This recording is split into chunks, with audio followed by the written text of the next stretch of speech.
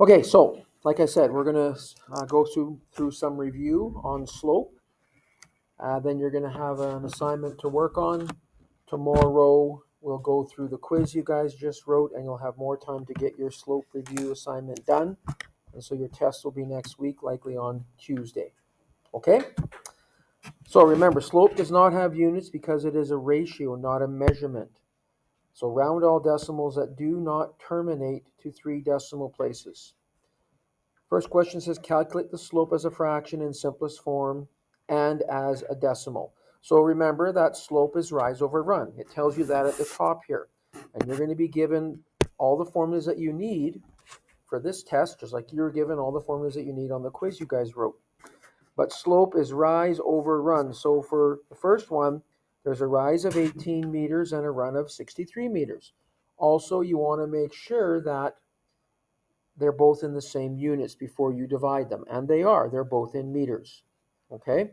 So it'll be 18 meters divided by 63 meters. That's a fraction, rise over run. And often we simplify our fractions. I think that both 18 and 63 are divisible by 9 because 63 divided by 9 is 7 and 18 divided by 9 is 2. So that will reduce to 2 over 7. And as a decimal, if you take the original fraction, 18 over 63, rounding to 3 decimal places, it'll be 0.286. Because you're rounding to 3 decimal places, you're looking at the third number, which is a 5, as well as the one to the right. And because it's a 7, the 5 goes up to a 6, it's 0.286. So there's the slope. And remember, as a point of reference, if the slope is 1, that line makes an angle of 45 degrees with the x-axis. This decimal is less than 1, so the angle is less than 45 degrees. Looking at number 2, again, slope is rise over run. The rise is 21 meters, the run is 49 meters. Those are in the same unit, so we can just simply divide 21 by 49. And those are both divisible by 7. 21 divided by 7 is 3, and 49 divided by 7 is 7. So that becomes 3 over 7 in simplest terms. Now you can use the original fraction or the simplified one, and this is also a good check that you can use to make sure you simplify correctly because they must have the same value. The original fraction and the simplified has the same value. So either way, when you round to 3 decimal places, it'll be 0.429. 0.429 when you round to 3 decimal places. Okay, question for the next one. They're both in centimeters. Slope is rise over run. Rise on top, which is 1.2 centimeters, over run on the bottom, which is 0.6. And I think you can divide those and actually get 2. 1.2 divided by 0.6. Yes, you get a slope of exactly 2. And so your answer as a decimal will be the same, right? It's 2. The next one, again, those are both in the same unit of millimeters, so we can just divide 12.4 by 4.6. So let's see what we get when we divide these two. 12.4 divided by 4.6. So we get a decimal, 2.69, and if we round to 3 decimal places, 2.696. But I could go back and simplify this fraction because the last numbers are both even. That tells me that these are both divisible by 2. So if we take our calculator and we divide 12.4 by 2, that'll give us 6.2. 4.6 divided by 2 gives us 2.3. So that I can reduce to 6.2 over 2.3.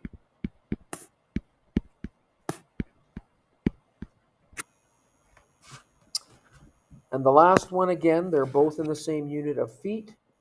Remember, slope is rise over run, so this will be 300 divided by 900. and those are both divisible by 300, and you'll get 1 over 3. And again, if you go 300 divided by 900, you should get the same decimal as 1 over 3, which is 0.3 repeating. So rounding to 3 decimal places, it'll be 0.333. Okay? So you just got to remember, slope is always rise over run. Number 2, calculate the slope of the line that has a rise of 12 centimeters and a run of 8 centimeters. So it's rise over run. 12 centimeters over 8 centimeters. Now, I wrote the units here just because I had more room than I had in the last question. Nevin, you copying this stuff down? But centimeters divided by centimeters cancel.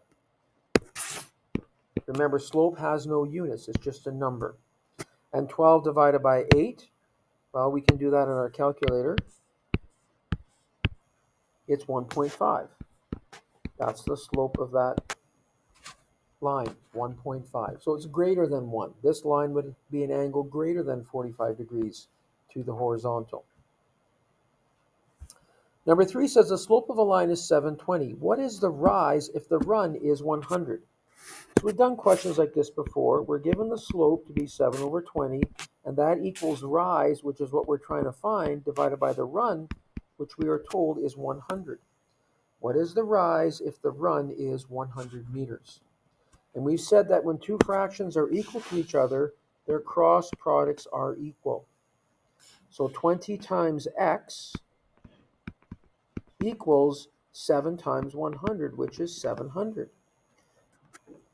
When you multiply the terms or numbers that are diagonally across from each other, that's what we do when we cross multiply. And we can get x by itself by dividing both sides by 20. And I think you'll get 35 there as the answer. 700 divided by 20,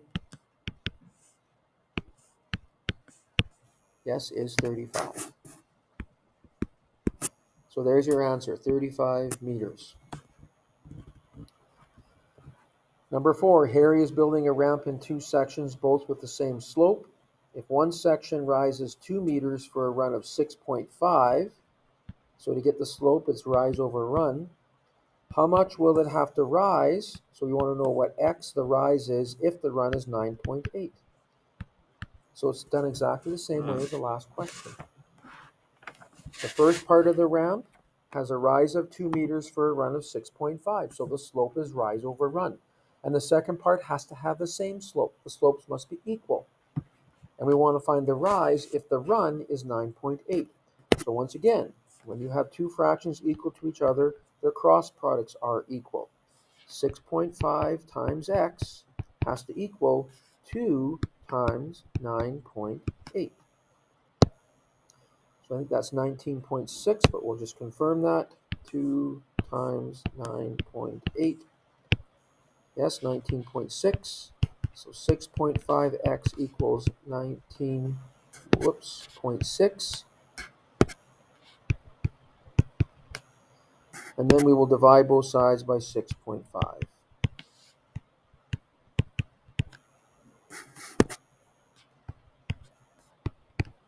To get x by itself. So 19.6 divided by 6.5. And if I round that to 3 decimal places, 3.015 meters. Okay, so the last 3 questions, or last 2 questions I say, have been the same type, where you want to find either the rise or the run and you're given the slope. Find the slope of the following triangles. If the rise of a cookbook stand is 15 centimeters and the run is 10 centimeters, what is the slope of the stand? Well, again, slope is always rise over run. We're told the rise is 15 centimeters. We're told the run is 10 centimeters.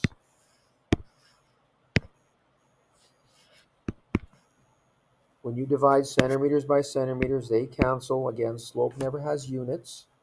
It's always a number. So we never have units there. Sarah, are you with us? Okay. And if you go 15 divided by 10 in the calculator, you should get 1.5. So that's the slope of that cookbook stand, the slope of that triangular stand.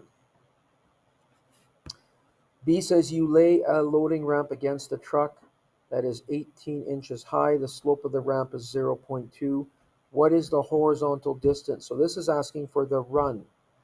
Okay, if the ramp is 18 inches high at the truck, that's the rise. So remember slope, and also remember that we've always used the variable m to represent slope.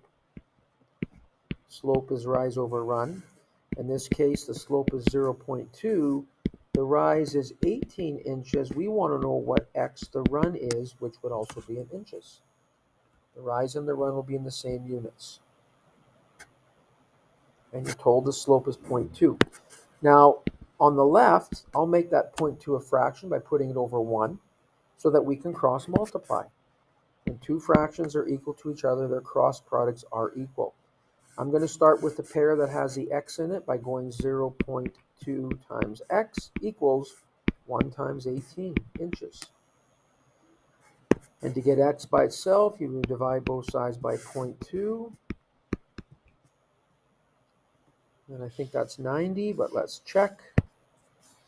18 divided by 0.2. Yep, 90 inches. That's the horizontal distance, the run. The rise is vertical, up and down. The run is horizontal, left to right.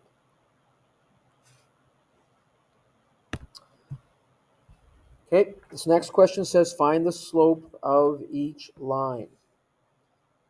And there's two different ways that this can be done. The first way is just by counting the rise and the run. Okay, so if we go from the first point on the bottom, we're going to rise up and go to the right to get to that next point. And so you can actually count the rise and the run. This line has a positive slope because it's rising as we go left to right. And if we count the rise, it's 1, 2, 3, 4 units up. And the run is 1, 2, 3, 4, 5, 6 units to the right. The slope is 4 over 6 because it's always rise over run. And those are both divisible by 2, so you'll get 2/3. That's the slope of that line, positive 2/3. So we can do the same thing for question B. If we go from this top point, we're going to have to rise downwards. So you're rising in a negative direction, but running to the right, which is a positive direction. So the slope is going to be a negative number over a positive, which would be a negative slope. And this line does have a negative slope because it falls as you go left to right. So if we count the rise here, you're going down 1, 2, 3, 4, 5, 6. You're going to rise negative 6, and you're going to run 1, 2, 3, 4. Your slope is negative 6 over 4 or negative 3 over 2 if you divide those both by 2.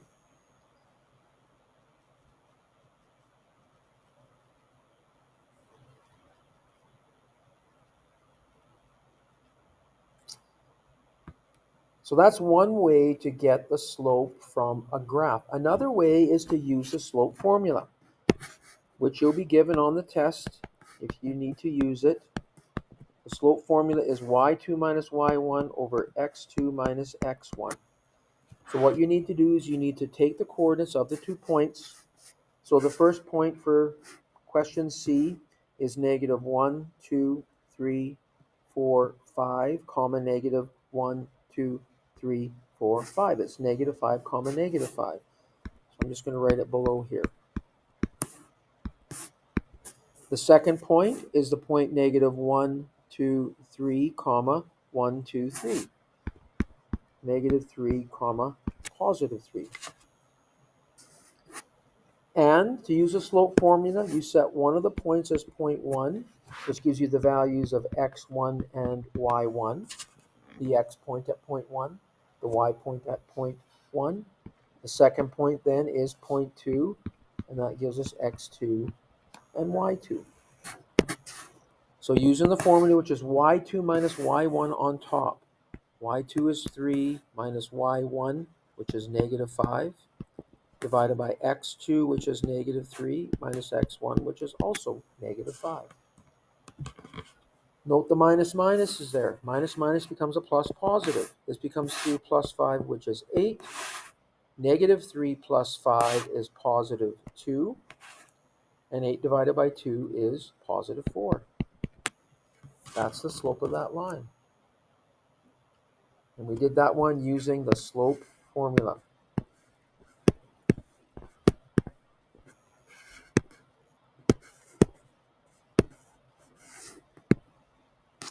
Okay? So for the second one, again, if we've got the points, the first point is negative 1, 2, 3, 4, negative 4 comma negative 2. The other point is 1, 2, 3, 4 comma 0. So again, if we let the first point be 0.1, this gives us x1 and y1.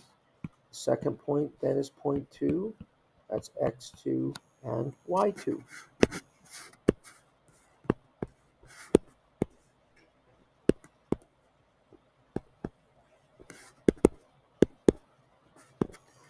I'm trying to move this stuff over, but it's going to take me too long.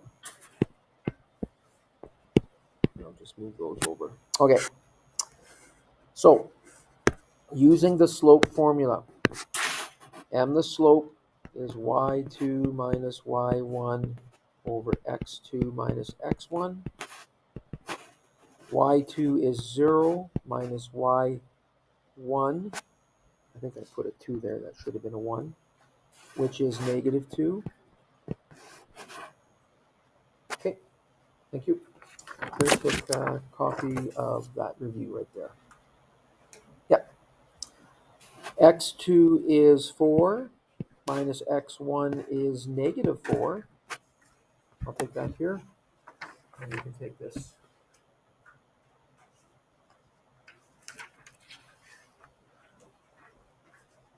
Okay, that. So again, the minus minus becomes a plus positive. That becomes 0 plus 2, which is 2. And then again, the minus minus becomes a plus positive. It's 4 plus 4, which is 8. So that gives us 2 over 8, which reduces to 1 and 4. That's the slope of that line. So again, these can be done either counting the rise and the run like I did for the first two, or using the slope formula like I did for the last two.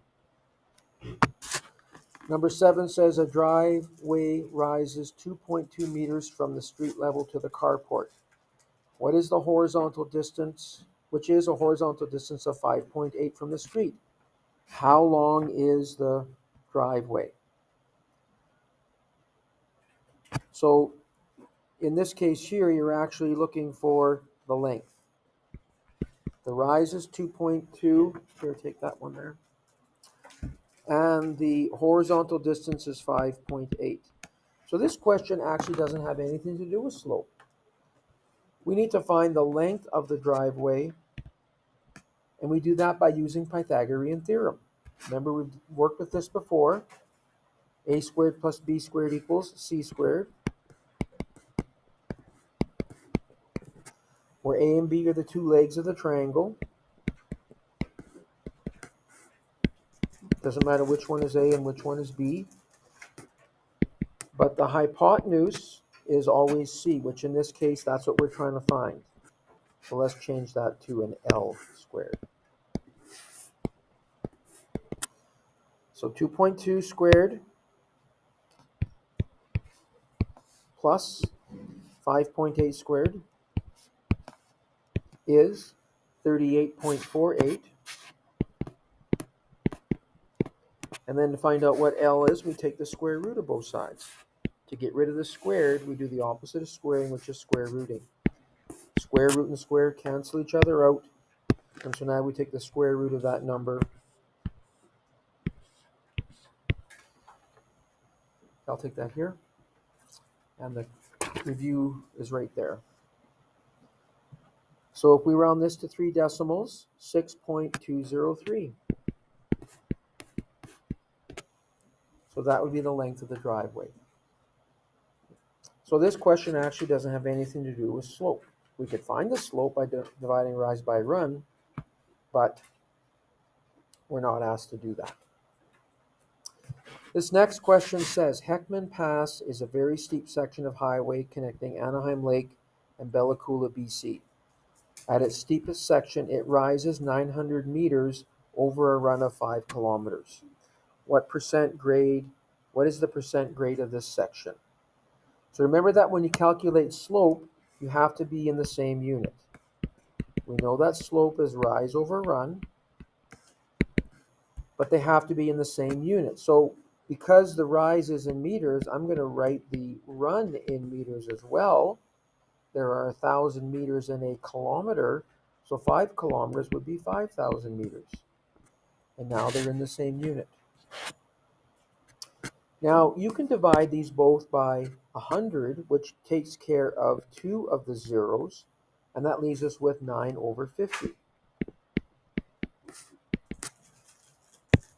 And it asks us to write it as a percent of grade, so if we divide 9 by 50, that's 0.18, which is 18%, which is very steep. I think we've seen in the past that if the grade is greater than 6%, they always have to have a warning sign. This is much greater than that. I was actually on this highway, and it is crazy. Some of that road, like you're on the side of a mountain, and some of that road is so narrow that if you meet somebody, someone's stopping and backing up because it isn't wide enough for 2 people to pass. And in many of the sections, there's no guardrail either. It's straight down. So when we went in there, it was really dark, and I didn't see how bad the road was, how scary it was. When we came out 3 days later in the daylight, you could see how scary it was. It was crazy, absolutely crazy. The people that live in Bella Coola were telling us that in the summertime, they have a bus that runs up and down. I think it goes to Watson Lake, I think is the closest main community. But in the wintertime, they can't find anyone crazy enough to drive it. So there's no bus service in and out of there in the wintertime. It is an absolutely crazy road. So that water will drain properly, a patio attached to a house should slope downward about 2.5 inches for every 10 feet of run. Calculate the percent grade. So if it's going downwards, that's the rise. And the run, it tells us, is 10 feet. Slope is rise over run. But remember that they have to be in the same unit. So because the rise is 2.5 inches and it's going downwards, so let's write it as a negative 2.5 inches, we have to put the run in inches as well. The run is given in feet, but we know that 1 foot is 12 inches. So 10 times 12 would be 120 inches. So it'll be negative 2.5 divided by 120. Whoops. I need a 0.5 there. So that would be negative 0.021 if we round to 3 decimal places. Negative 0.021.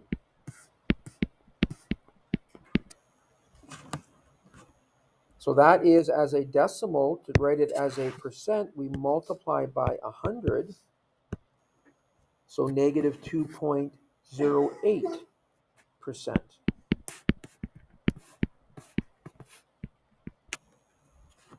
Remember, grade is always as a percent. Number 10 says that one of the steepest railways in the world is the Lisbon tram in Portugal. In one section, it has a grade of 13%.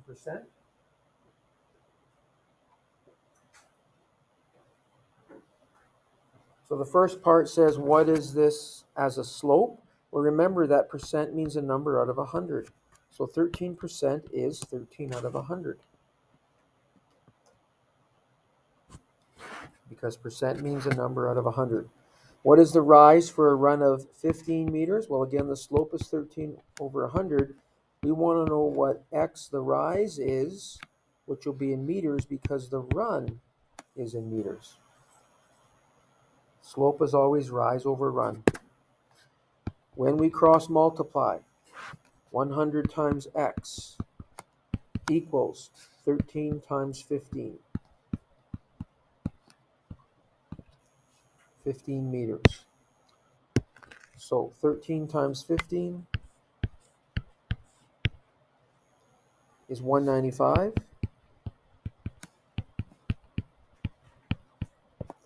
And then when you divide both sides by 100 to get x by itself, that'll be 1.95. 1.95 meters will be the rise in order for the run to be 15 and there's a slope of 13 on 100. What is the pitch or slope of the A-frame building if the height is 3.6 and the width is 5.4? So to do this, you don't use the entire triangle. You only use the part of the triangle that has the right angle in it, which means the rise is still 3.6, but the run is half of 5.4. If you go 5.4 divided by 2, that'll be 2.7. So that would be the run that we would use to calculate the pitch of the roof. Okay, the roof has two parts, the left part and the right part. They'll have the same pitch, and pitch is just another name for slope. So you just have to use the parts of a triangle that have one side of that roof. So m, the slope, which again is rise over run, is a rise of 2.6 meters over a run of 2.7 meters. Again, the meters cancel. Slope is just a number. 2.6 divided by 2.7.